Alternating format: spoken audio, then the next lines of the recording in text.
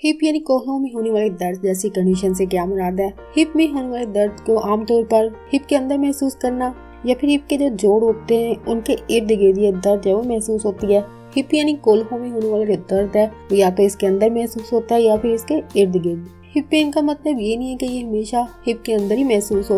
Hip का जो दर्द है वो हिप के अंदर महसूस होने की बजाय इंसान के ग्राउंड यानी प्राइवेट एरिया में महसूस होता है या फिर थाई यानी रान में टांग की रान के अंदर महसूस होती है। लेकिन असल में होती हिप पेन ही है, लेकिन असल में होती हिप की दर्द ही है, लेकिन महसूस किसी और हिस्से में होती है, जैसे कि प्राइवेट हिस्से में महसूस होना या फिर टांग की रान में महसूस होना। हिप में होने वाले दर्द की वजह जानने के बाद डॉक्टर इसको मुख्तलिफ तरीका इलाज से ठीक करते हैं। इसका इलाज जब वो कामयाबी से होता है या फिर डॉक्टर इस दर्द को मैनेज करने में आपकी मदद करते हैं।